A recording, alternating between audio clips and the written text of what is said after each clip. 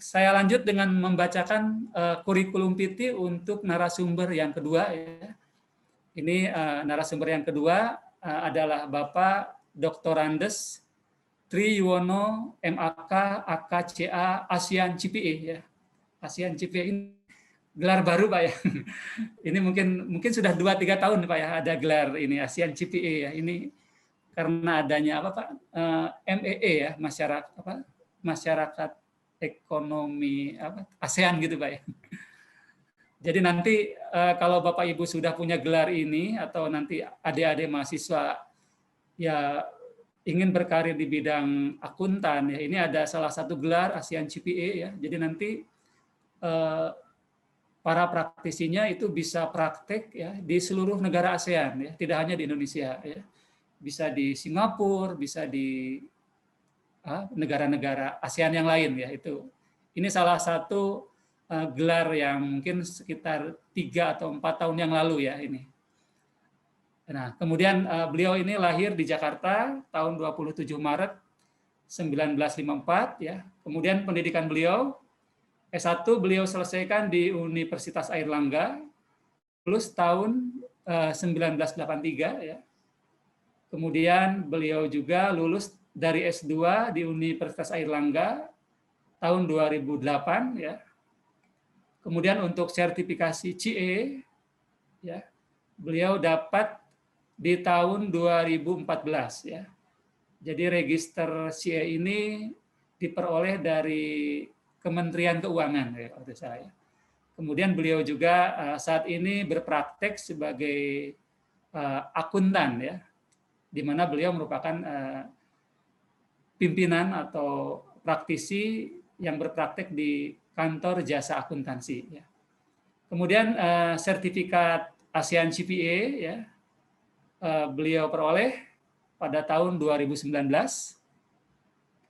Kemudian untuk pengalaman pekerjaan ya, jadi beliau ini merupakan dosen tidak tetap di Departemen Akuntansi Vokasi Universitas Airlangga, kemudian dosen tidak tetap di jurusan akuntansi UPN Veteran Surabaya, kemudian dosen tidak tetap di Fakultas Ekonomi dan Bisnis UNUSA Surabaya, kemudian juga beliau aktif sebagai konsultan ya, misalnya konsultan di BLU, di Rumah Sakit Batu ya, Rumah Sakit P ini mungkin pemerintah atau Rumah Sakit Paru Pak ya. Kemudian beliau juga merupakan Direktur Operasional PT Jaya Consulting, kemudian Ketua Tim Pendamping IAI Jawa Timur di BUMN ya, dan SKPD atau UPT Pemkot Surabaya, kemudian lead instruktur pada pengembangan kapasitas SDM, Sekretaris Desa dan Pengelolaan Keuangan Desa dan Provinsi Jawa Timur ya. Kemudian narasumber Dinas Koperasi dan UKM Provinsi Jawa Timur, narasumber BIMTEK, pelatihan penyusunan laporan keuangan UMKM, binaan Dinkop Provinsi Jawa Timur di Kota Malang, Tulungagung dan Bojonegoro. Kemudian beliau juga aktif sebagai narasumber pelatihan penyusunan laporan keuangan UKM binaan Astra Internasional di Surabaya. Jadi banyak sekali kegiatan beliau ya, baik di kampus ataupun di luar kampus sebagai praktisi ya, baik sebagai konsultan ataupun sebagai pendamping ya. Pertama-tama saya menyampaikan Assalamualaikum warahmatullahi wabarakatuh. Waalaikumsalam. Ibu Dr. Nur Faizi, Ketua Stisya, yang terhormat Prof. Basuki, Ketua IAI Wilayah Jawa Timur, yang terhormat moderator Bapak Kurnia, yang saya banggakan Bima, Akuntansi Stisya beserta webinar semuanya. Bentar.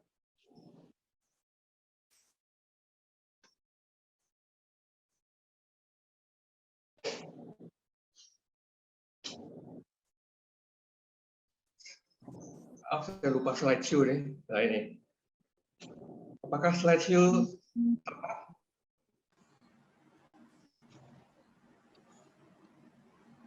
Slideshow screen-nya sudah tampak belum, Pak Kurnia? Sudah kelihatan, Pak. Sudah kelihatan. Sudah. Sudah kelihatan. Baik, saya lanjutkan.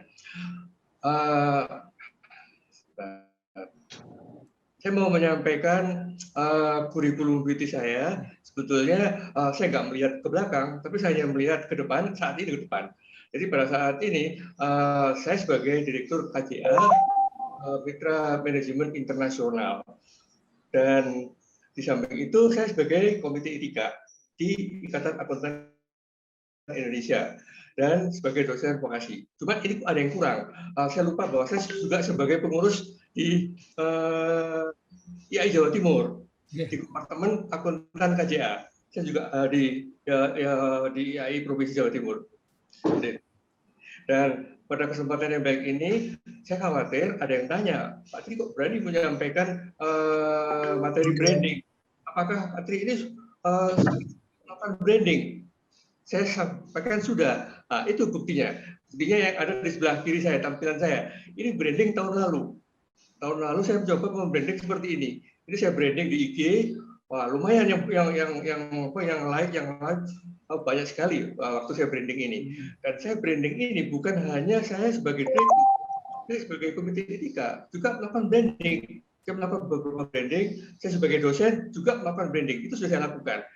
Dan saya pada saat pensiun dari BUMN Perkebunan tahun 2009, saya sudah branding dengan mengelola website personal.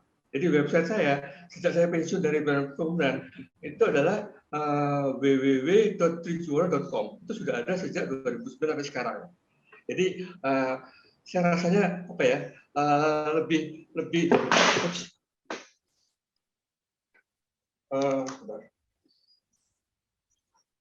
pede untuk menyampaikan materi yang diminta oleh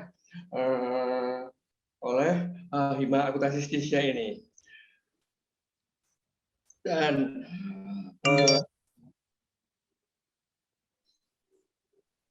topik bahasan yang akan saya sampaikan itu yang pertama adalah ilustrasi Vision 2045.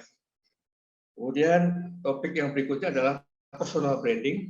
Jadi personal branding ini bisa juga untuk selain akuntan, misalnya dari manajemen, dari jurusan lain, dari akuntan publik, semua bisa melakukan personal branding. Terus untuk bisa masuk dalam personal branding, kita harus tahu bahwa saat ini berada dalam era apa. Orang sudah banyak ngomong tentang revolusi industri era 4.0, tapi sejak 2019 itu sudah ada era society 5.0. Kemudian saya mencoba masuk, ini baru di launching ya awal tahun ini, era marketing 5.0. Kemudian peran akuntan. Nah, cuma nanti saya di dalam menyampaikan peran akuntan, saya lebih banyak menyampaikan dalam bentuk gambar.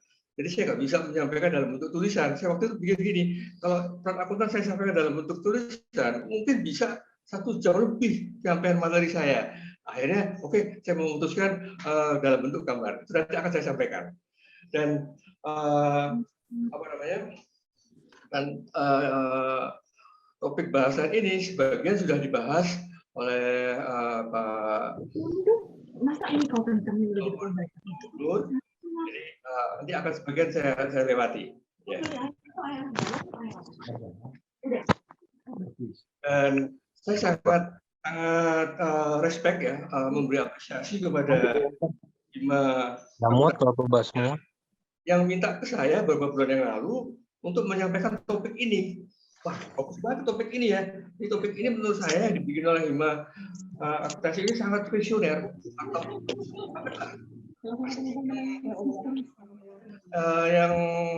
yang punya ide itu pasti orangnya punya mimpi yang luar biasa. Kira-kira gitu ya, kira-kira. Karena itu pada kesempatan yang baik ini untuk menyamakan persepsi peserta webinar, saya ingin mengajak peserta webinar untuk mengikuti video berikut.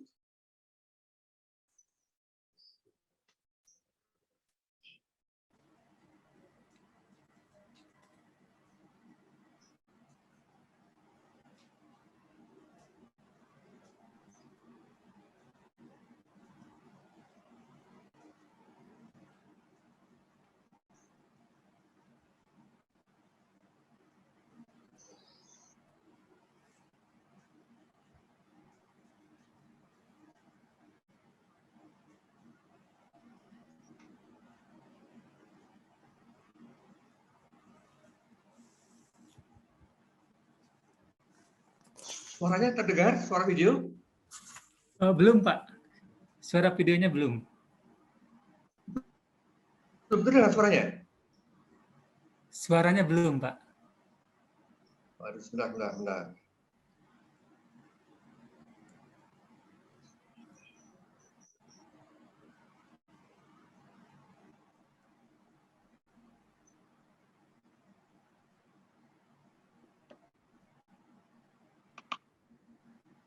Oh, maaf, ini ada tulisan internet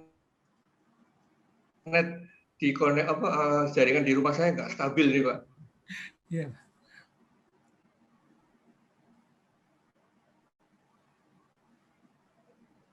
Atau diikuti aja ya gambar yang Ya, ada di video ini ya. boleh. Maaf, ini saya nggak bisa keluar suaranya, kenapa nih?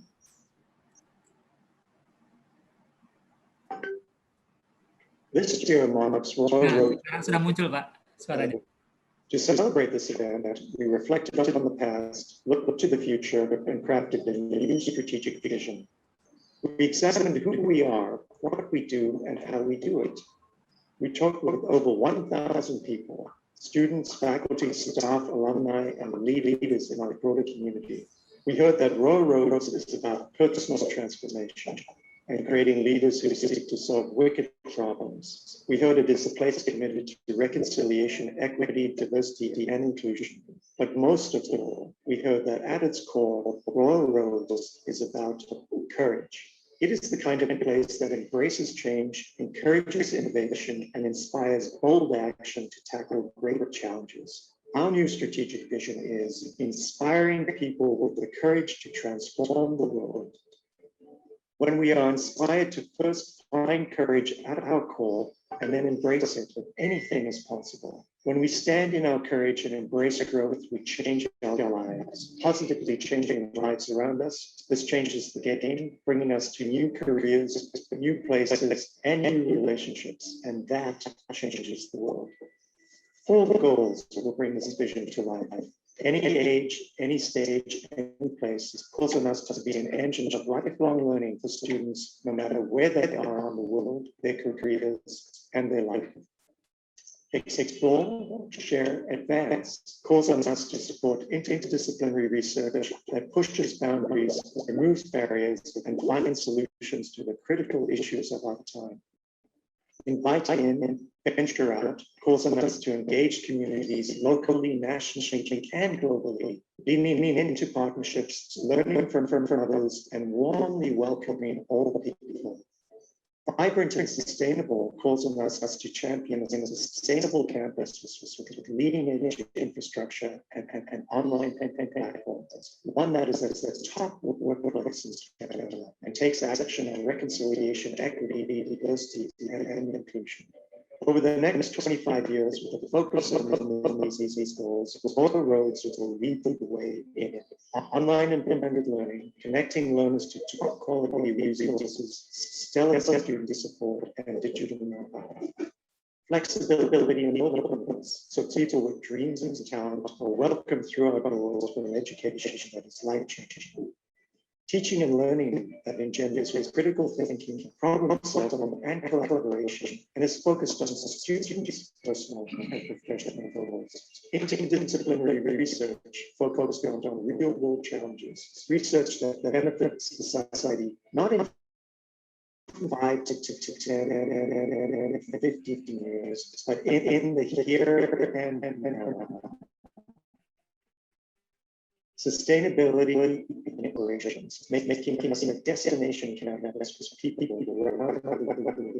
To make this vision a reality, we will keep living our values, being caring, creative, and courageous. Get busy on the actions that will help us reach our goals and report our progress to the community each year. Most importantly, we will demonstrate how a university with courage at its core creates leaders again and again and truly change the world. Please join us.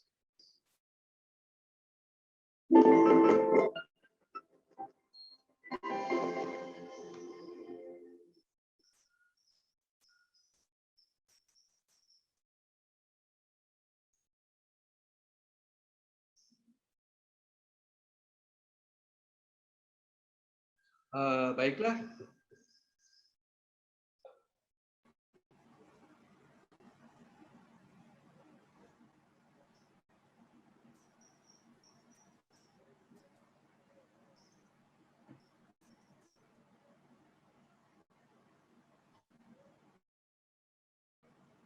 Sebentar, kok nggak bisa digeser ya?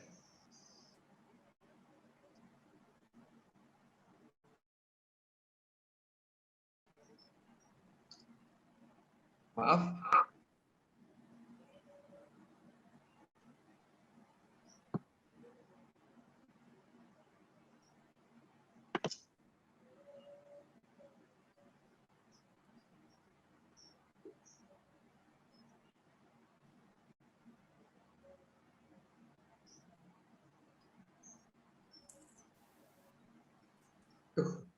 Maaf ya, suara saya terdengar?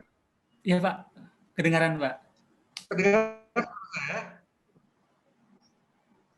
Ini saya kok nggak bisa pindah slide berikutnya ya? Ya. Agak putus-putus Pak. This year marks Royal anniversary. Oh maaf, To ini nggak celebrate this stabil ya. event, we reflected on the past, looked to the future, and crafted a new strategy. Oh, We examined who we are, what we do, and how we do it.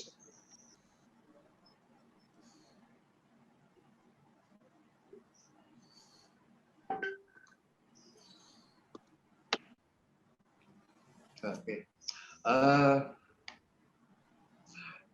Itu suara saya terdengar? Ya. Itu tadi saya dapat video dari University Royal yang ada di Kanada.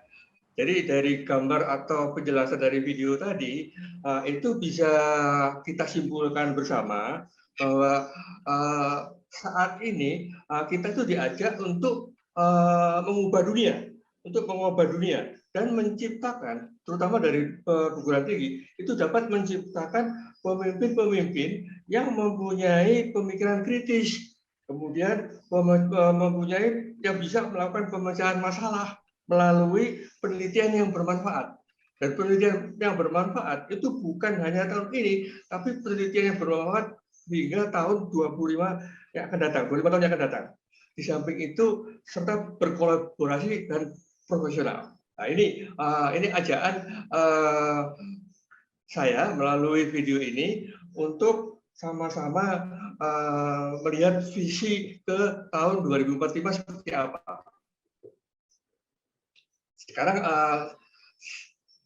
sebelum saya memasuki materi bagaimana branding akuntan, kita harus tahu dulu apa itu personal branding. Ya. Memang tadi sudah dijelaskan oleh Bu Nur bahwa personal branding itu pencitraan. Tapi di sini adalah, bentar kok terhalang. Jadi personal branding adalah bagaimana kita memposisikan diri kita dalam pekerjaan, dalam pergaulan, dalam bisnis, dalam organisasi dan sebagainya. Personal branding sangat berguna untuk mengembangkan diri, meningkatkan karier, dan lebih sukses dalam bekerja. Keuntungan personal branding apa? Banyak relasi, itu jelas. Itu sudah saya rasakan. Sejak saya melakukan branding maupun melalui pendekatan-pendekatan sebelum pandemik, lebih enak branding itu pada saat pandemik ini, itu lebih gampang dengan branding. Jadi nggak perlu harus telepon satu-satu ke teman-teman, misalnya seperti itu. Mudah mendapatkan peluang kerja, kemudian dihormati orang sekitar. Dan keuntungan yang lain adalah menginspirasi banyak orang. Jadi kalau kita punya ide, itu bisa memberi inspirasi untuk orang lain, seperti itu. Kemudian jika kita berdagang, mudah mendapatkan pelanggan. Terus bagaimana kita membuat personal branding? Itu ada beberapa cara, misalnya harus sesuai dengan bidang. Misalnya gini, untuk melakukan personal branding, pertama Anda harus pilih bidang Anda. Jadi tidak bisa namanya branding itu akuntan juga sebagai chef misalnya, sebagai ahli bikin makanan misalnya, nggak mungkin. sulit untuk menjadi pakar semua bidang. Oleh karena itu, Anda harus pilih bidang di mana Anda yang punya passion yang sangat kuat. Di samping itu, bagikan ilmu. Misalnya bisa secara offline atau online misalnya ya. Nah, saya selama pandemi saya mencoba berbagi ilmu lewat YouTube. Saja ya Pak. Ya. Halo, suara saya terdengar? Pak Nur, Pak Pur, Kedengaran Pak, kedengaran. Lanjutkan. Ya. Jadi di dalam membagi ilmu, kalau secara offline itu gampang ya. Saya sebagai dosen praktisi bisa langsung ngajar, misalnya seperti itu. Tapi pada saat online, kita berbagi ilmu bisa melalui YouTube. Misalnya bisa nanti Bapak Ibu melihat YouTube saya, akun Triwono. Saya sudah berbagi ilmu juga, terutama untuk startup yang saya prioritaskan. Startup itu bisnisnya anak muda yang maunya cepat ingin sukses. Kemudian bisa juga melalui ilmu dibagi melalui social network yang lain. Orang-orang pasti akan senang kenal Anda, kenal saya gitu ya. Kemudian yang lain perluas jaringan. Jadi kita jangan hanya tutup, misalnya saya hanya masuk dalam jaringan IAI aja misalnya. Saya mencoba ikut ICI gitu. Saya juga pernah jadi pengurus Ikatan Sejarah Ekonomi ICI, Sejarah Ekonomi Indonesia ICI di Surabaya. Tapi karena kesibukan saya sekarang sudah nggak menjadi pengurus ICI lagi. Tapi saya tetap aktif. Maksudnya memperluas jaringan tadi dengan ICI, dengan ABC. ABC itu Erlangga Business Community. Itu tempatnya lulusan-lulusan UNER yang bisnis startup seperti itu. Kemudian prediksikan. Bagaimana memprediksinya? Dengan cara misalnya gini, apabila Anda sebagai social media expert misalnya, kira-kira Twitter di tahun 2045 besok seperti apa? Facebook, Instagram, dan lain-lain itu kita harus bisa berpikir jauh. Kira-kira seperti apa bentuk branding yang akan Anda lakukan? Seperti itu.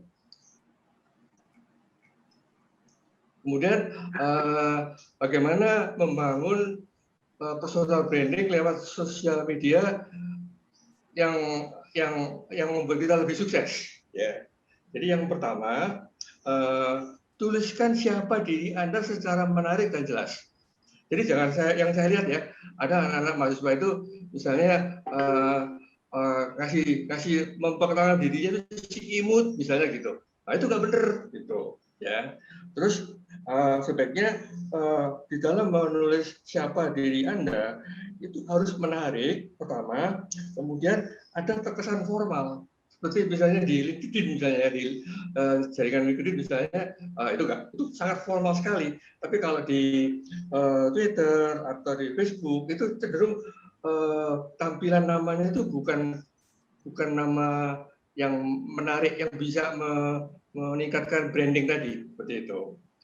Kemudian yang kedua, cara membangun personal branding, gunakan sebagai media untuk memperluas jaringan. Di sini Anda bisa saling berbagi ide, saling berkolaborasi, misalnya baik dalam bisnis maupun membangun komunitas. Jadi yang semula personal atau individu itu bisa bergabung menjadi komunitas baru, menjadi komunitas namanya grup alumni Stesia misalnya seperti itu. Ya. Terus yang ketiga, membuat konten yang berkualitas, maksudnya yang bermanfaat dengan topik-topik yang berguna dan ada rujukannya, ada referensinya gitu. Ya, jadi seperti saya misalnya, saya membuat branding menggunakan pendapatnya William Buffett misalnya. Branding saya sebut bahwa kata-kata itu dari mana? Nah, itu harus dijelaskan. Jadi jangan atas nama William Buffett tapi pakai nama Tri, itu nggak benar. Ya. Terus cara yang lain adalah gunakan etika yang baik. Jadi kita harus santun ketika menyapa, pada saat berdebat, misalnya beda pendapat, kita juga harus menghormati satu sama lain, saling menjaga komunikasi, seperti itu. Kemudian manfaat sosmed sesuai dengan manfaatkan ya sosmed sesuai dengan karakteristik dan fungsinya. Jadi misalnya seperti Twitter itu banyak suasana humor, santai atau apa, oke lah. Tapi kalau yang di LinkedIn misalnya itu nggak bisa, sangat formal sekali kalau di situ. Ya. Dan mungkin kalau di mana lagi ya, di FB bisa formal bisa enggak. Tapi sebaiknya kita sebagai calon akuntan atau akuntan di dalam memanfaatkan sosmed tadi paling enggak kita usahakan yang punya konten berkualitas dan ada karakteristik dan fungsinya seperti itu. Oke, saya lanjutkan. Sekarang peran penting akuntan dalam mengatasi resesi ekonomi. Nah, di sini ini seorang akuntan harus tahu bahwa saat ini kita berada dalam era apa. Tadi sudah dijelaskan oleh Bapak Prof. Basuki dan Ibu Nur bahwa saat ini kita berada dalam era revolusi industri 4.0 seperti itu. Ya. Tapi apakah hanya itu? Enggak. Ada lagi di dalam revolusi industri muncul Society 5.0. Apakah sampai di situ? Enggak. Ternyata dalam era Society 5.0 muncul era marketing 5.0 seperti itu. Ya, baik. Oke, saya jelaskan satu-satu. Tapi nggak semuanya karena sudah dijelaskan. Seperti ini ya, revolusi industri ini nggak usah saya jelaskan. Tadi sudah disampaikan oleh speaker sebelumnya. Jadi ini merupakan integrasi antara mesin, komputerisasi, dan internet, cyber physical system. Kemudian di dalam era society 5.0 itu ada super smart society. Ini pertama kali yang mengeluarkan atau apa ya, mengusulkan bahwa saat ini berada dalam era society itu oleh Perdana Menteri Jepang. Perdana Menteri Jepang Shinzo Abe pada tanggal 21 Januari 2019 itu sudah menyampaikan bahwa di dalam revolusi industri ada society 5.0. Super smart society. Ya, kan? Nah, sekarang proses bawa aku makanya bagaimana di dalam transformasi digital ya, itu kita seluruh masyarakat itu sudah masuk ke society 5.0. Di dalam society 5.0 itu semua kehidupan manusia itu solusinya apa? Solusinya sangat tergantung pada big data, tergantung pada IoT, tergantung pada AI, ya, Internet of Things, artificial intelligence, seperti itu. Yang tadi disampaikan oleh Bapak Prof. Sugeng dikatakan bahwa itu akan menjadi tantangan profesi akuntan, big data maupun IoT atau AI itu menjadi tantangan bagi profesi akuntan. Jadi sekarang ini kan ada gambar anak kecil misalnya ya, anak kecil. Sekarang itu cucu saya yang TK itu sekolahnya online, sudah pakai internet, sudah berkomunikasi dengan guru dan teman-temannya lewat laptop seperti itu. Itu baru cucu saya, ya. Belum yang lain-lain seperti ini yang ada gambar akuntan, ada ibu misalnya, ya. Kebetulan istri saya juga dokter sebagai konsultan di Rumah Sakit UNER, itu juga sangat tergantung dengan big data, IoT maupun AI seperti ini, ya. Oke, saya lanjutkan.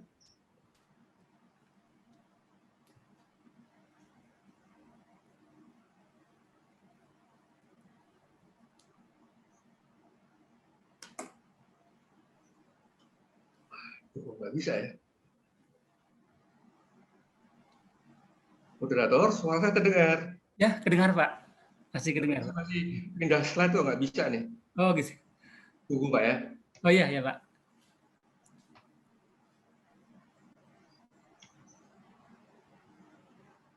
Slide-nya sulit Pak ya. Bentar, ini saya kok nggak bisa nunggu slide-nya, ada apa nih?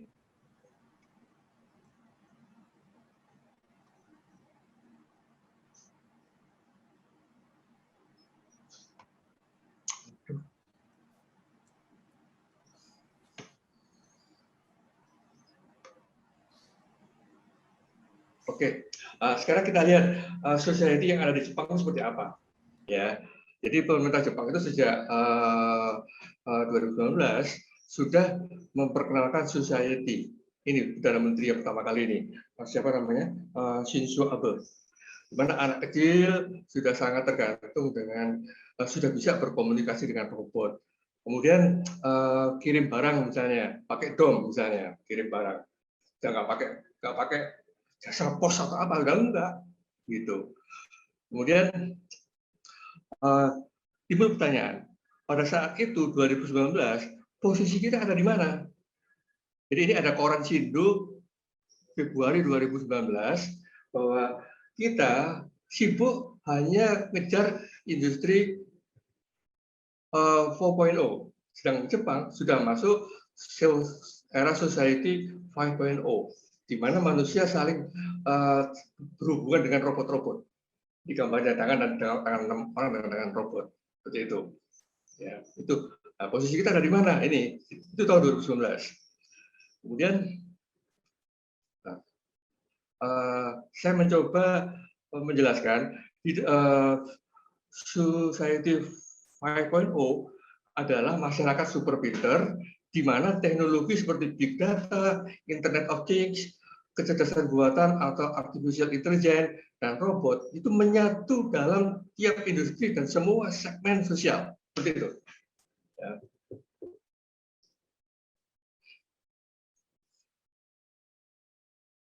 Nah, di sini Society 5.0 menawarkan masyarakat yang berpusat pada manusia yang membuat seimbang antara kemajuan ekonomi dengan penyelesaian masalah sosial melalui sistem yang sangat menghubungkan melalui dunia maya, dunia nyata. Jika revolusi industri 4.0 menggunakan AI dan kecerdasan buatan yang merupakan komponen utama dalam membuat perubahan yang akan datang, sedangkan Society 5.0 menggunakan teknologi modern hanya saja menggunakan manusia sebagai komponen utama. Hal ini mengisyaratkan bahwa profesi akuntan harus peduli dengan perkembangan terakhir dalam teknologi dan mampu mengadopsi teknologi tersebut untuk meningkatkan kinerja keseluruhan. Sesuai dengan yang disampaikan oleh Bu Nur tadi, bahwa akuntansi tidak bisa lepas dengan teknologi, seperti itu. Sama yang disampaikan juga oleh Prof. Basuki tadi. Ya. Kan ini kita sudah harus paham bahwa saat ini kita sudah masuk ke dalam era society 5.0, di mana di dalamnya ada revolusi industri 4.0. Ya, oke, saya lanjutkan. Branding akuntan di tengah ekonomi digital itu kita harus paham, harus menguasai apa itu era marketing 5.0.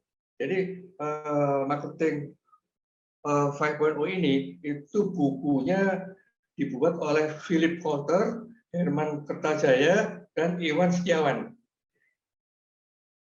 yang berjudul Teknologi for Humanity. Dan ketiga orang ini, Philip Kotler, Herman Kertajaya, Iwan Setiawan, itu juga menerbitkan buku marketing seri 3.0, 4.0, dan yang terakhir adalah marketing 5.0. Dan ini baru di launching awal tahun ini. Gitu. Jadi kebetulan saya mendapat kesempatan bisa baca-baca buku marketing. Ternyata seorang akuntan itu sebelum melakukan branding itu harus tahu. Jadi di dalam era marketing 5.0 itu generasi mana saja yang akan terlibat di dalam marketing 3.0, 4.0, 5.0. Nanti akan saya jelaskan. Ya, baik. Kalau gitu sekarang kita masuk ke marketing 5.0 adalah aplikasi teknologi yang menirukan manusia, yang meniru manusia untuk menciptakan, mengkomunikasikan, menyampaikan, dan meningkatkan nilai seluruh perjalanan pelanggan. Juga teknologi berikutnya merupakan sekelompok teknologi yang bertujuan untuk meniru AI, yang artificial intelligence, NLP, sensor, robotik, augmented reality, virtual reality, blockchain, dan kombinasi teknologi adalah mengaktifkan dengan marketing 5.0. Sekarang komponen apa saja yang ada di dalam marketing 5.0. Yang atas ini adalah data marketing, data driven marketing. Terhalang tulisannya. Data driven marketing. Jadi data driven marketing yaitu aktivitas pemasaran berbasis data. Sebelum para eksekutif mengambil keputusan, mereka sudah memiliki data. Data tersebut menjadi acuan strategi apa yang akan dilakukan oleh tim pemasaran, aktivitas pemasaran jika berbasis data yang akurat dan real time. Seperti itu. Sedangkan yang berikutnya adalah ini prediktif. Mana kursornya? Nah, ini prediktif marketing, sebuah teknologi yang memanfaatkan kekuatan analisis untuk memprediksi sebuah hasil. Seperti contohnya Pepsi Cola menggunakan sosial data untuk menemukan rasa yang cocok untuk pendamping. Misalnya pendampingnya apa? Dengan coklat atau dengan apa gitu ya. Sedangkan kaitannya sama akuntan, mungkin bisa akuntan branding kerjasama dengan ini sertifikasi appraisal atau aktuarisasi misalnya seperti itu. Kemudian kontekstual marketing. Kontekstual marketing ini adalah teknologi berperan membantu melakukan personalisasi dan customisasi produk serta layanan sesuai dengan profil pelanggan. Ya. Sedangkan yang augmented marketing adalah peranti lunak atau software HubSpot yang menggunakan chatbot untuk sales lead. Di sini lead dikerjakan lebih dahulu oleh mesin, baru diserahkan kepada salesman seperti itu. Yang terakhir komponennya adalah agile marketing. Jadi agile marketing ini adalah teknologi yang mengacu pada mindset dalam organisasi. Misalnya keputusan diambil tidak berdasarkan data, tapi juga kelincahan dalam melakukan eksperimental secara sering dan rutin. Contohnya apa? Ini yang saya tahu ya. Kalau Bapak Ibu lihat-lihat di Galaxy Mall itu ada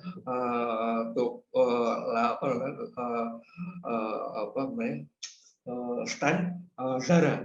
Stand Zara, baju-baju Zara yang ditampilkan di depan di Galaxy Mall itu selalu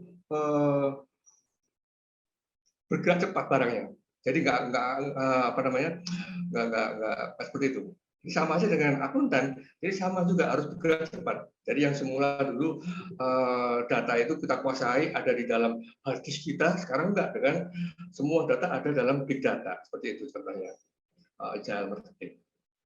Oke, saya lanjutkan. Nah ini, sekarang masuk ke generasi gap. Ya, ada generasi gap. Di dalam marketing era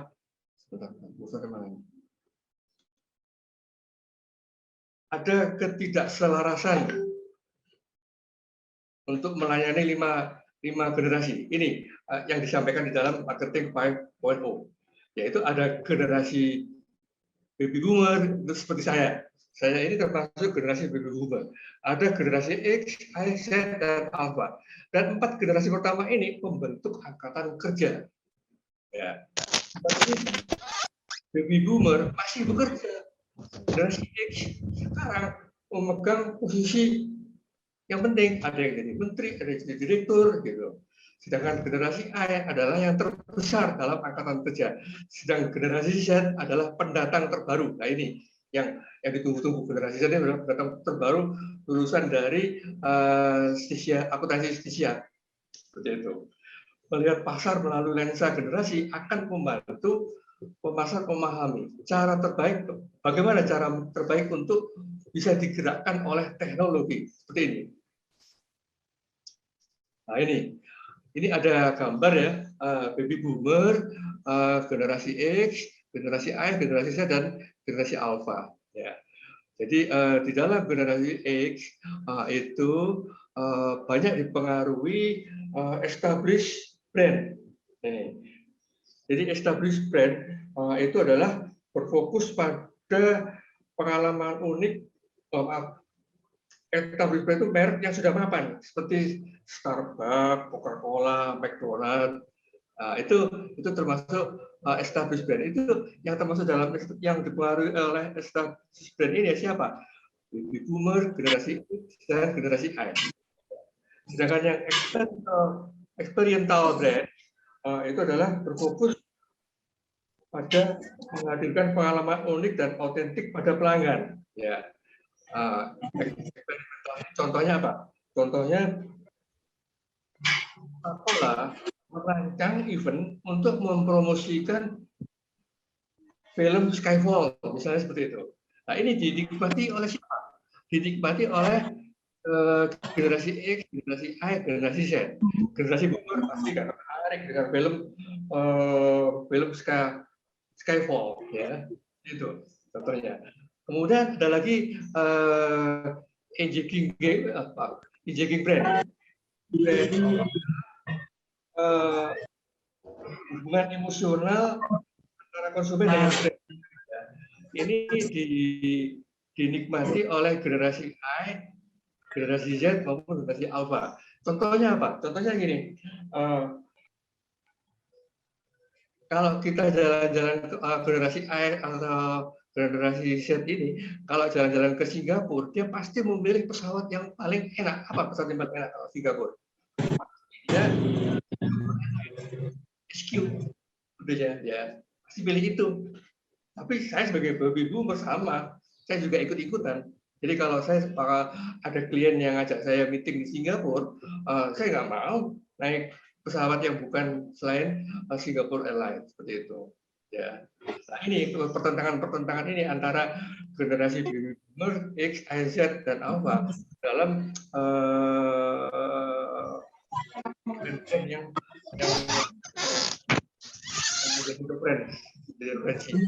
jadi preferensi. Ya seperti itu. Oke, saya lanjutkan. Sekarang kita harus tahu, baby boomer itu kelahiran tahun 46 sampai 64. Nggak tahu kalau Pak Kurnia.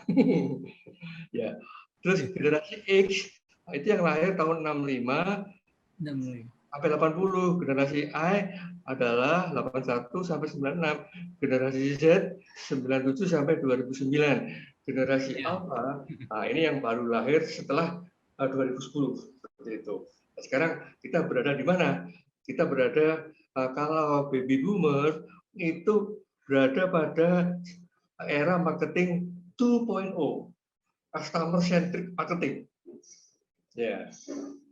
Kalau generasi X itu berada pada marketing 3.0, yaitu human centric marketing, sedangkan generasi Y itu sudah masuk ke marketing 4.0 dan 5.0. Oleh karena itu generasi Y atau Z yang sekarang sedang kuliah atau yang sudah lulus misalnya, itu harus menguasai namanya marketing 5.0 seperti itu, ya.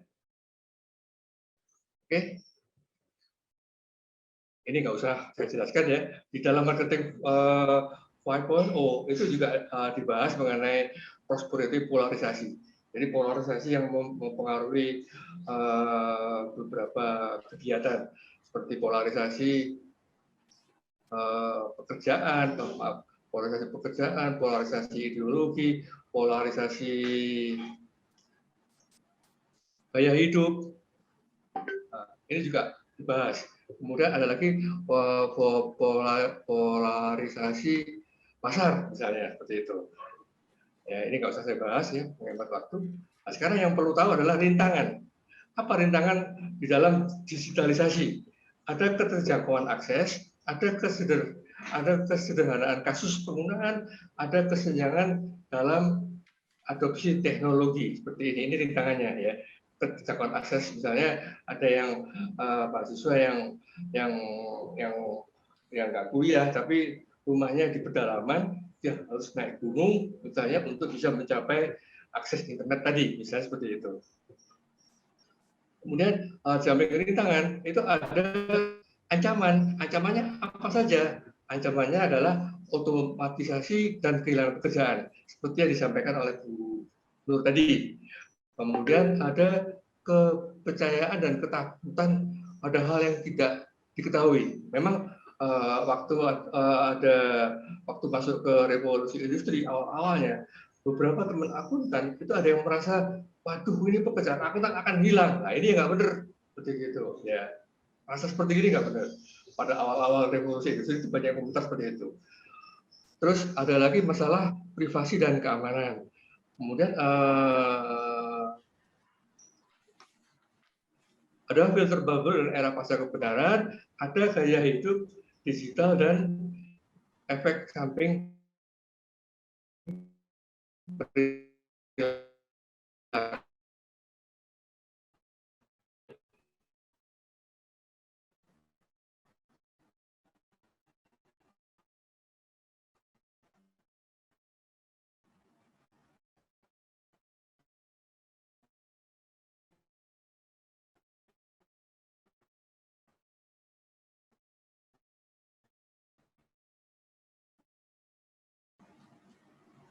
sedangkan dengan adanya COVID ini merupakan akselerasi digitalisasi. Jadi ini selama pembatasan mobilitas seluruh dunia, pelanggan bergantung pada online sekarang, termasuk aktivitas sehari-hari. Saya pun sekarang sudah berapa bulan nggak keluar rumah ini, aktivitas saya tetap jalan. Jadi saya menerima klien itu pun juga pakai big data, kemudian semua diselesaikan secara online. Kalau nggak bisa lewat online, lewat email, lewat bisa pakai Zoom meeting misalnya. Kita diskusi atau ngobrol lewat Zoom meeting, seperti itu. Ya. Kemudian ada 6 pendukung teknologi. Ya. Ada open source software, ada internet, ada cloud computing, ada mobile device, ada big data, ada komputer. Oh, ini tadi sudah dijelaskan semua ya oleh materi sebelumnya. Saya hanya masuk yang tertentu aja, cloud computing. Jadi yang menarik. Jadi dalam open source itu cloud computing itu termasuk teknologi, 6 pendukung teknologi. Jadi dalam cloud computing ini perusahaan biasanya berlangganan atau layanan menggunakan infrastruktur bersama yang ditawarkan oleh cloud computing. Jadi tahun 2018 KJA saya ditawari oleh perusahaan yang ada warehouse yang ada di Singapura. Waktu itu Xero sama saya lupa, ada 2, ada perusahaan Xero sama dari Singapura, aku terus saya 2015. Dia menawarkan akuntansi berbasis cloud. Wah, ini baru tahu nih 2012. Akhirnya saya mencoba ikut beberapa presentasi dari akuntansi berbasis cloud, ternyata menarik juga gitu. Bahkan ada beberapa mahasiswa magang dari Skisia yang saya tanya, ternyata nggak ada yang tahu cloud accounting itu apa gitu. Bahkan ada juga teman dosen yang saya tanya juga ada yang nggak tahu cloud accounting. Sehingga saya sih akhirnya mengusulkan ke tempat saya mengajar di vokasi UNER pada saat saya diajak diskusi FGD desain kurikulum. Akhirnya di dalam kurikulumnya vokasi UNER untuk mata kuliah pengantar akuntansi itu ada 2 pertemuan yang membahas tentang akuntansi cloud, seperti itu. Nah, kemudian menurut saya kan di Indonesia ada praktikum akuntansi dengan menggunakan software Accurate misalnya. Itu sebaiknya sekarang sudah nggak bisa dipakai. Lebih banyak menggunakan akuntansi berbasis cloud ya.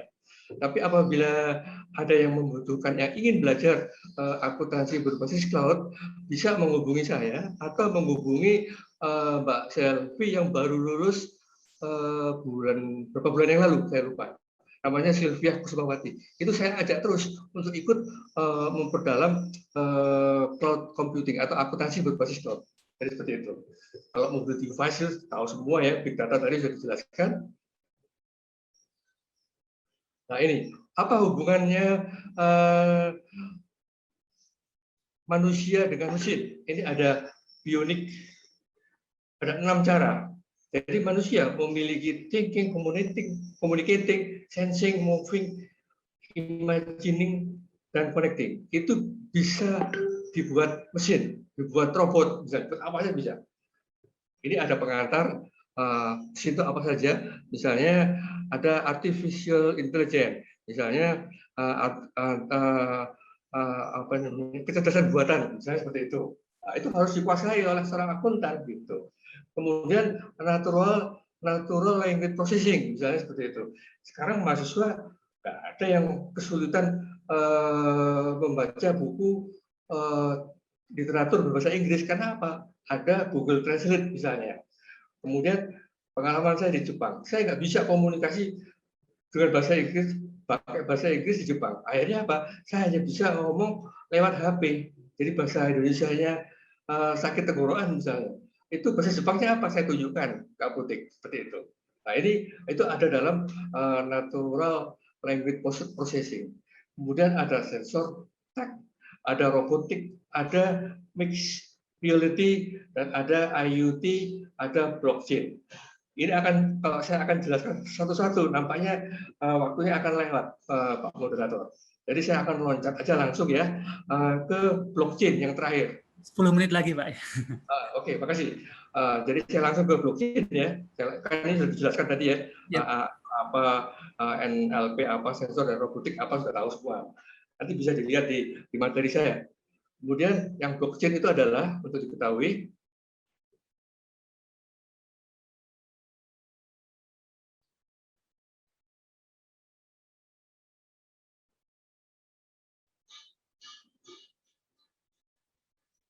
nah ini blockchain. Jadi blockchain itu adalah suatu teknologi baru yang dikembangkan untuk sistem penyimpanan digital. Teknologi ini terhubung dengan kriptografi dan penggunaannya sendiri tidak bisa lepas dari mata uang Bitcoin dan cryptocurrency yang sekarang lagi populer. Sekarang banyak, cuman sepertinya Bank Indonesia belum membuat peraturan yang tegas ya mengenai Bitcoin atau cryptocurrency ini ya. Tapi ke depan insya Allah kita nggak bisa menghindar dengan adanya blockchain ini ya. Ini yang perlu diketahui oleh seorang akuntan atau calon akuntan. Oke. Nah, tadi sudah saya jelaskan perbedaan antara branding dengan marketing. Personal branding itu apa? Marketing itu apa? Bedanya, kalau branding itu membutuhkan waktu cukup lama. Ya, misalnya gini, saya selama pandemi itu mau coba bikin profil yang dibantu oleh adik-adik magang dari Stesia, bikin tampilan di IG dengan kalimat-kalimat motivasi, misalnya seperti itu ya, sambil menjual KCA juga waktu itu. Terus ternyata respon 6 bulan itu baru ada klien yang tahu saya dari branding yang ada di Instagram itu 6 bulan kemudian seperti itu. Itu butuh waktu lama. Jadi harus sering-sering melakukan branding seperti itu. Sedangkan kalau marketing itu bisa dilakukan dengan waktu cepat, itu bedanya ya dengan teknologi tadi ya. Kemudian kalau branding adalah suatu cara untuk mengenalkan perusahaan seperti itu. Jadi saya mengenalkan perusahaan lewat YouTube misalnya. Jadi ada yang baru tahu, baru menghubungi KCA setelah YouTube itu di-subscribe berapa ratus, baru salah satu menghubungi KCA kami untuk minta dibantu bikin bisnis plan, bikin kompilasi laporan keuangan dan lain-lain yang jasa non asuran, bukan asuran ya. Kalau KAP kan bisa dua-duanya. Kalau KCA nggak boleh melakukan asuran, tapi hanya non asuran seperti itu. Kemudian kalau marketing ada berbagai cara yang dilakukan perusahaan agar produknya langsung dijual. Itu bedanya. Ya. Jadi dua ini yang beda antara branding dengan marketing. Ya, seperti itu. Seminar itu loh. Belum jam petang, jam petang, jam. Oke. Nah, sekarang kita masuk ke peran akuntan setelah melakukan branding. Ya, setelah melakukan branding, ini saya hanya butuh gambar aja ya, bahwa di sini di dalam era new normal, ya, adopt new behavior ini, itu harus dibangun budaya digital. Tujuannya apa? Supaya bisnis strategi atau teknologi strategi bisa menghasilkan. Nah, terus budaya digital itu meliputi apa saja? Meliputi dari leadership, seperti yang video yang pertama tadi ya, di mana semua diajak, perguruan tinggi diajak untuk bisa menciptakan leadership, misalnya seperti itu. Kemudian talenta. Ini diharapkan seorang calon akuntan atau akuntan itu mempunyai talenta. Sekarang gini, pada saat seorang sarjana, kalau ditanya pada saat melamar pekerjaan, ditanya, Anda punya talenta atau kompetensi di bidang apa? Misalnya gitu. Oh, saya di bidang audit, Pak. Ada lagi yang bilang, Pak, saya di bidang akuntansi manajemen. Ada yang bilang, saya hanya menguasai kompilasi laporan keuangan. Seperti itulah. Tapi di dalam era sekarang nanti, di dalam marketing 5.0, seorang akuntan itu nggak cukup hanya satu talenta. Seperti itu. Kemudian budaya digital di organisasi misalnya. Ya. Seperti misalnya tadi disampaikan oleh Bu Nur bahwa ada kurikulum-kurikulum yang terkait dengan digitalisasi, misalnya seperti itu. Yang seperti kapan itu saya diajak sama FIB Unusa untuk mendesain kurikulum, itu juga gitu. Akhirnya saya mengusulkan perlu ada materi-materi kuliah yang terkait dengan teknologi. Itu masuk akhirnya di FEB Unusa, itu hampir semua mata kuliah akuntansi dikait-kaitkan dengan teknologi digital seperti itu. Ya. Kemudian apakah hanya organisasi perguruan tinggi? Enggak, organisasi profesi pun sama, juga harus mengikuti budaya digital. Misalnya sekarang IAI Jawa Timur itu sekarang punya studio untuk bikin YouTube, untuk bikin video apa aja, seperti itu. Ya, IAI Jawa Timur seperti organisasinya. Apakah hanya cukup di situ? Enggak. IAPI juga punya budaya digital. Terus IAMI, Institut Akuntan Manajemen, sama juga punya budaya digital di situ. Sedangkan operating modelnya seperti apa? Operating modelnya itu harus ada budaya digitalnya juga, gitu. Ya. Gitu. Jadi seperti yang disampaikan oleh Prof. Basuki tadi, bahwa seorang akuntan itu harus punya etika yang kuat. Oleh karena itu di sini perlu dibangun budaya digitalnya, seperti itu. Ya, maaf saya nggak bisa bikin narasinya ya, tulisannya seperti sebelumnya, pembicaraan sebelumnya, karena nanti waktunya habis. Jadi saya lebih gampang menerangkan dalam bentuk gambar. Nah, terus bagaimana melakukan transformasi digital? Jadi seorang akuntan itu harus mempunyai kemampuan analitik dan analisis data. Dari mana? Dari big data yang dia dapat. Nah, bagaimana caranya? Ya harus menguasai tadi AI, NLP, sensorik, sampai ke Bitcoin tadi ya. Seperti itu. Ya, Bitcoin tadi. Kemudian seorang akuntan harus mempunyai kreativitas dan inovasi. Jadi nggak hanya tahunya hanya mata kuliah yang ada di perguruan tinggi, nggak bisa seperti itu. Misalnya gini, pada saat KJA kami ada permintaan klien untuk bikin bisnis plan, misalnya seperti itu. Akhirnya seorang mahasiswa tadi yang kebetulan juga sama dari yang magang di kantor saya, itu saya ajak, ayo kita berkreasi bagaimana mengembangkan mata kuliah yang dapat bisa kita menyusun pedoman, kita bisa menyusun bisnis plan untuk proyek budidaya ikan, misalnya seperti itu. Yang kemarin saya dapat seperti itu. Ya. Kemudian di samping itu transformasi kemampuan strategi bisnis dan pemasaran. Nah, ini seorang akuntan harus menguasai strategi bisnis, harus tahu proses bisnis berdasarkan pengetahuan tentang proses bisnis, maka harus bisa menyusun strategi bisnis dari mana. Misalnya membandingkan dengan perusahaan-perusahaan yang sejenis, itu ada di mana datanya? Ada di big data, seperti itu. Di samping itu juga akuntan harus paham media digital. Dan yang nggak kalah penting adalah kembali lagi sensitivitas tren. Nah ini sensitivitas tren ini juga seorang akuntan nggak kayak sekedar ikut-ikutan ya. Jadi harus sensitif terhadap etika, terhadap budaya seperti itu. Ya, ini ini mengenai transformasi akuntan digital seorang akuntan seperti ini. Kemudian ada 5 peluang karier di bidang akuntansi untuk generasi Z. Nah, ini yang penting. Generasi Z ini harus tahu. Jadi seorang mahasiswa yang masuk kelompok generasi Z itu harus tahu peluangnya apa sih di bidang akuntansi untuk generasi Z. Yang pertama adalah sebagai assurance atau advokat. Di sini dari audit hingga manajemen risiko, dari corporate governance hingga compliance rule, penggunaan big data dan digital teknologi semakin membutuhkan peran akuntan untuk menjalankan fungsi asuran. Ya. Kalau zaman saya dulu, kalau mau audit itu saya diberi dokumen beberapa box, karena nggak perlu ada big data.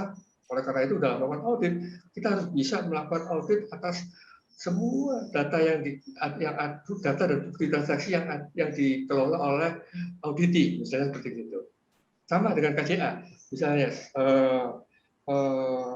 di dalam melakukan kompilasi laporan keuangan, itu ke KJA nggak perlu harus minta mana buktinya, jadi semua dokumen satu box misalnya atau beberapa petik itu kirim ke kantor saya, nggak usah sekarang, semua dalam bentuk big data seperti itu. Kemudian peluang kedua, generasi Z sebagai data navigator. Maksudnya apa? Dari ahli keuangan hingga decision support dan data analis, generasi Z berkarya di bidang akuntansi harus menguasai data analitik. Nah, ini data analitik macam-macam. Ada analisa keuangan kan banyak ya. Ada analisa profitabilitas, ada analisa keuangan seperti rentabilitas, solvabilitas, dan likuiditas, dan masih banyak lagi. Nah, itu harus dikuasai betul. Ya. Kemudian yang ketiga, sebagai business transformer. Di sini generasi Z berperan saat perusahaan sedang merombak bisnis, mempelajari dan memahami layanan apa yang diberikan oleh klien. Nah, ini nggak ada di bank kuliah. Adanya di mana? Ya pada saat magang misalnya. Kan pada saat magang ternyata perusahaan itu sedang merombak bisnis. Nah, ini peluang buat generasi Z untuk bisa memberikan layanan kepada kliennya KJA, misalnya seperti itu. Sedangkan yang keempat adalah sebagai digital playmaker. Ini peran teknologi di dunia akuntansi tumbuh dengan cepat. Generasi Z yang berani menampilkan keterampilan digital natif untuk membantu perusahaan memecahkan tantangan bisnis akan memiliki banyak peluang dalam berkarir dalam akuntansi. Nah, ini peluangnya. Sedangkan yang kelima, sebagai sustainability trailblazer atau pelopor keberlanjutan. Ini generasi Z memiliki keterampilan teknologi dan kemampuan beradaptasi dengan dunia digital dan dapat berperan sebagai sustainability trailblazer atau pelopor keberlanjutan untuk menangkap semua informasi yang mendorong kinerja perusahaan menjadi lebih baik. Ya. Jadi dari 5 talenta ini kesimpulannya apa? Jadi seorang akuntan untuk generasi Z, ya, termasuk yang milenial, harus menjadi akuntan yang multi talenta, bisa bekerja di mana saja. Saya termasuk Stasia bisa menciptakan akuntan yang multi talenta yang bisa bekerja di mana saja, ya, insya Allah. Kemudian saya baru dapat data dari World Economic Forum, ya, ini hampir sama seperti yang dijelaskan oleh Bu Nur tadi ya, bahwa saat ini kira-kira ada 85 juta pekerjaan yang ditangani manusia digantikan oleh teknologi mesin sampai tahun 2025. Ini menurut World Economic Forum. Karena 80 juta pekerjaan di tangan manusia itu diganti dengan teknologi mesin sampai tahun 2025, ada 4 profesi yang diprediksi bersinar 5 tahun ke depan. Apa itu? Pertama, data analis. Kedua, data engineer. 3, data scientist. Yang keempat, business analysis. Ini semua bisa dilakukan oleh calon akuntan dan akuntan. Insya Allah bisa, ya. Seperti itu, ya. Prof, waktunya sudah. Oke, ini terakhir, slide saya terakhir. Sebagai penutup penyampaian materi, saya akan menyampaikan peluang akuntan untuk memiliki sertifikat catat akuntan dalam bentuk video. Bentar ya, kurang dikit. Ini kurang 1 slide. Oh, waduh, lupa. Ini, apakah akuntan bisa branding? Saya lupa. Kalau saya sebagai komite etika, itu kan harus mengingatkan bahwa seorang akuntan itu jangan asal branding. Itu diatur di dalam kode etik akuntan Indonesia. Ya, itu ada di paragraf 11 subseksi 115 paragraf 2 yang menjelaskan di dalam kode etik akuntan Indonesia itu ada di buku ini ya, ada di buku ini. Itu ketika melakukan aktivitas pemasaran atau promosi, akuntan dilarang mencemarkan nama baik profesi. Akuntan harus bersikap jujur dan mengatakan yang sebenarnya, serta tidak boleh apa? Tidak boleh membuat pernyataan yang berlebihan mengenai jasa proposal yang diberikan, kualifikasi yang dimiliki, pengalaman yang telah diperoleh. Contoh yang A, misalnya saya sebagai KCA, saya sebagai akuntan berpraktek yang mengelola KCA, saya tidak boleh melakukan asuran, gitu. Tapi ternyata saya branding karena apa? Saya pernah bekerja di KAP kok. Kan saya pernah bekerja di KAP, saya juga bisa melakukan audit. Maka saya melakukan branding bahwa saya bisa audit, bisa non asuran. Nah, itu nggak benar, nggak boleh. Ya, itu namanya pernyataan yang berlebihan. Kemudian membuat pernyataan yang merendahkan atau melakukan perbandingan yang tidak didukung bukti terhadap hasil pekerjaan lain. Contohnya, misalnya gini, bila Anda memerlukan kompilasi laporan keuangan, hubungi KJA Trijuwono, misalnya gitu. Karena apa? KJA Trijuwono lebih unggul dari KJA yang lain. Itu nggak boleh. Berarti merendahkan KJA lain, bahwa KJA saya lebih unggul dari KJA yang lain. Nah, itu nggak boleh. Nah, itu semua diatur di dalam kode etik akuntan Indonesia. Kebetulan saya sebagai komite etika ya, itu ini. Dan ini sekalian saya mau menyampaikan bahwa kode etik ini berasal dari ISBA, dari International Etik Akuntan Internasional. Ini mau direvisi. Nah, tahun ini tahun berat buat komite etika untuk menyusun revisinya. Insya Allah nanti akan launching awal 2021 revisinya. Ya. Baik, saya akan menyampaikan terakhir ya video untuk memotivasi mahasiswa atau lulusan sarjana akuntansi yang belum memiliki chartered accountant atau CA. Mudah-mudahan ini slide ini akan mempengaruhi peserta webinar.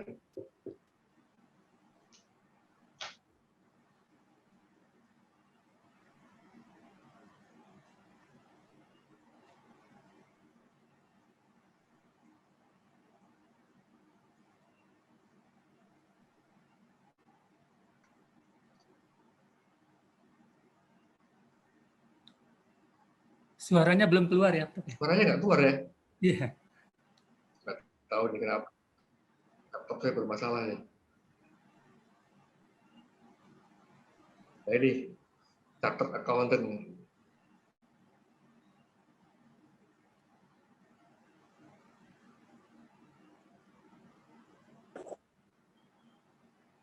Seperti ini.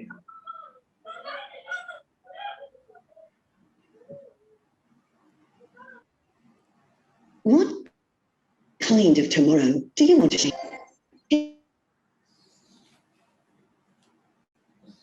Connected world, working together to prosper, thrive. Training as a child position to make a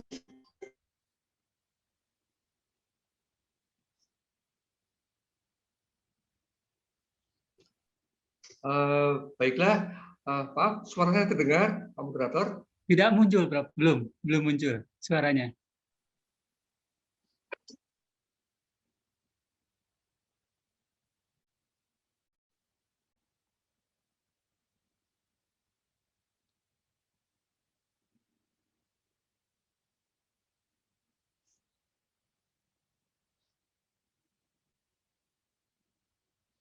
Suaranya masih belum ada, Prof.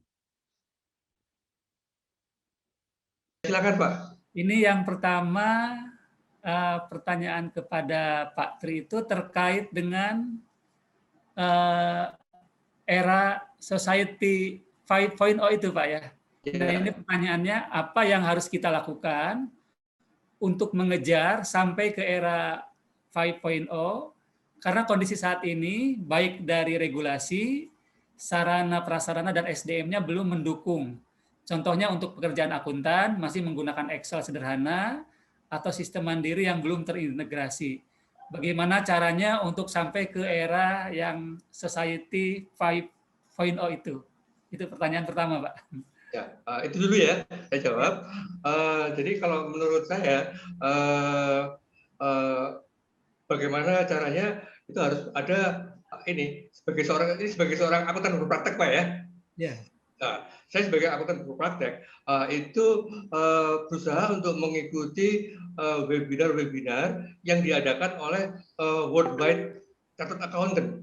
Jadi Worldwide Chartered Accountant itu aktif sekali memberikan informasi-informasi terkini gitu. Jadi saya tahu. Nah, kemudian saya sebagai komite etika, saya juga ikut webinarnya ISBA. ISBA itu juga gitu, bahwa etika apa yang berubah karena ada perubahan bisnis, ada perubahan era society maupun era marketing 5.0. Dari situ akhirnya saya berusaha untuk menguasai. Jadi gitu. Padahal kalau di dalam penjelasan saya tadi di dalam generasi baby boomer itu saya sudah nggak termasuk dalam era marketing 2.0. Tapi saya sebagai akuntan berpraktek, saya nggak bisa diem aja. Jadi saya harus berusaha. Caranya gimana? Itu tadi, saya sebagai AB ikut beberapa webinar internasional. Jadi ada webinar yang diadakan oleh IAI bersama dengan Asosiasi Akuntan ASEAN, misalnya seperti itu. Dari Filipina, dari Vietnam, dari Singapura, dari Malaysia. Itu sebulan sekali, itu mengadakan acara webinar. Saya ikut. Nah, dari situ akhirnya saya termasuk kelompok generasi baby boomer, akhirnya gimana ya supaya saya bisa masuk ke era marketing 5.0 maupun society 5.0, itu caranya mengikuti perkembangan. Hanya itu aja saran saya. Ya, jadi intinya para calon akuntan ini harus aktif terus ya mencari isu-isu baru ya, atau terkait dengan perkembangan teknologi digital gitu, Pak Prof ya. Harus selalu aktif mencari informasi-informasi, jangan sampai ketinggalan informasi tersebut. Kemudian untuk pertanyaan berikutnya, Prof, ini saya bacakan ya. Ini yang bertanya Pak Robert atau Mas Robert ya. Ini terkait dengan branding akuntan Indonesia. Nah, ini pertanyaannya, branding akuntan Indonesia apa yang cocok untuk dapat bersaing secara internasional? Nah, ini. Nah, ini contoh aja saya ya. Kenapa kok nama saya KJA KJA kan baru ya. Jadi ada peraturan PMK yang baru, itu baru terbit tahun 2016. langsung saya keluar dari saya nggak ikut KAP, saya minta izin mendirikan KJA, langsung saya disetujui izin saya 2016. Kemudian saya pikir waktu itu gimana ya caranya supaya saya bisa bersaing dengan internasional. Akhirnya KJA saya kasih nama PT Mitra Manajemen Internasional, dengan harapan pada saat saya nanti dapat sertifikasi ASEAN CPA, ya mudah-mudahan ya, ini karena pandemik ya, saya belum dapat klien dari negara lain gitu, saya belum dapat gitu. Tapi paling tidak saya sudah mulai mencoba sebagai akuntan berpraktek yang memiliki KJA, bagaimana caranya bisa branding baik melalui IG maupun melalui beberapa seminar. Kan saya dapat sertifikat, misalnya sertifikat dari beberapa asosiasi akuntan internasional maupun akuntan ASEAN. Nah, itu kan paling nggak nama saya dikenal, seperti itu. Jadi cara saya itu. Jadi mudah-mudahan bagi akuntan lain yang mau branding, mungkin ada cara lain ya silahkan. Kan setiap orang punya style yang berbeda ya. Saya baby boomer, generasi Z lain lagi caranya. Jadi gitu. Seperti yang saya sampaikan di dalam marketing 5.0 tadi, ada generasi Z, ada 5 karier yang jadi peluang tadi. Ya. Itu aja. Terima kasih. Ya. Baik.